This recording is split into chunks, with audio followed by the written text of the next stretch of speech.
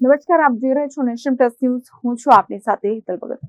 છેલ્લા કેટલાય સમયથી લોક પ્રશ્નોને ઉજાગર કરવા માટે સતત દોડતા મીડિયા કર્મીઓ સાથે સત્તાધારીઓ દ્વારા કાર્યસ્થળ ઉપર ગેરવર્તણૂક કરવામાં આવી રહી છે.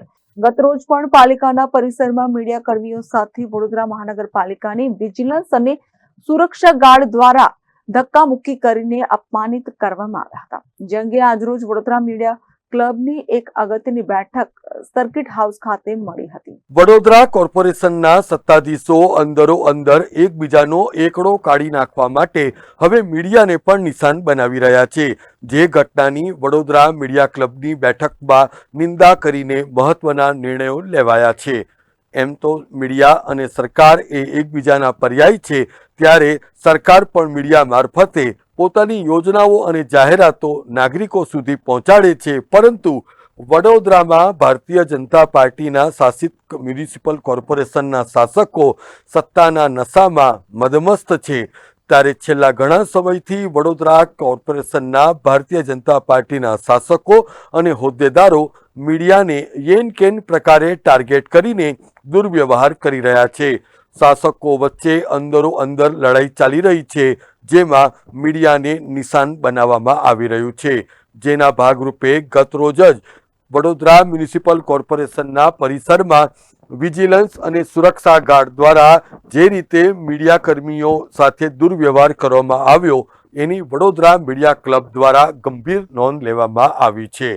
એટલું જ નહીં, પરંતુ મીડિયાની સ્વતંત્રતા ઉપર તરાપ મારવાની પણ કોશિશ થઈ રહી છે, જેને વડોદરા મીડિયા ક્લબની આ બેઠકમાં વખોડી કાઢવામાં આવ્યું હતું.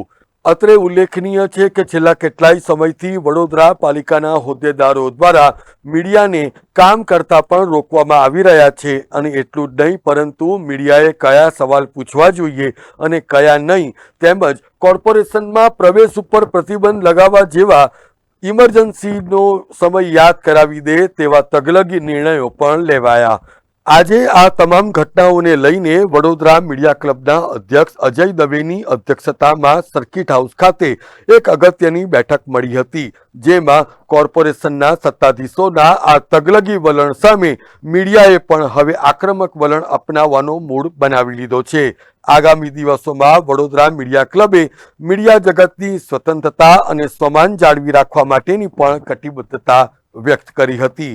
શહેરની લાખોની જનતાની સુખાકારીની જેમની જવાબદારી છે, વિકાસની નહીં કે વિનાશની જેમની જવાબદારી છે, એવી પાલિકામાં આજકાલ શું બની રહ્યું છે સૌ કોઈ જાણે છે.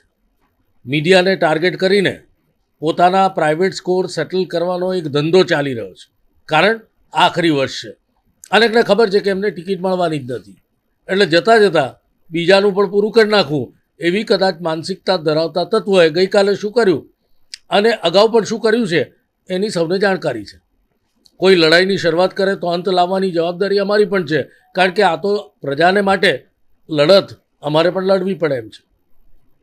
જે જીપીએમસી એક્ટમાં કોઈ પ્રોવિઝન જ નથી અને એવી જાહેરાતો કોઈ ડાયસ પરથી કરતું હોય તો એ ચલાવી ના લેવાય. વડોદરા મીડિયા ક્લબ તરીકે અમે જે લડતની શરૂઆત થઈ છે એ લડતને કયા માર્ગે લઈ જવી એમને આવડે છે અને અમારે જાહેરાત કરવાની કોઈ જરૂર નથી. પરંતુ જેમણે શરૂ કરી છે આ લડાઈ, એમણે સમજવું જોઈએ કે અંત એમના લાભમાં નહીં હોય. હવે પછીની આવી કોઈ પણ કોશિશનો જડબાતોડ જવાબ પણ મળશે, એટલું સત્તાધારીઓ સમજી લે. કારણ કે સત્તાધારીઓમાં જે જૂથબંધી છે એ જૂથબંધી હવે પાલિકામાં મીડિયા વિરુદ્ધ છતી થઈ રહી છે. મીડિયાના કોઈને હાથો બનાવીને પોતાના સ્કોર સેટલ કરવાનો જે ધંધો છે એ ધંધો બંધ કરવાની જરૂર છે. બાકી તો પરિણામ ભોગવવા તૈયાર રહેજો. Bureau report, nation plus news, Vadodara. સમાચારોનો સતત અપડેટ મેળવવા માટે અમારી નેશન પ્લસ ન્યૂઝની યુટ્યુબ ચેનલને સબસ્ક્રાઇબ કરો, બેલ આઇકન દબાવો અને જોડાયેલા રહો ફેસબુક, ઇન્સ્ટાગ્રામ અને ટ્વિટર પર.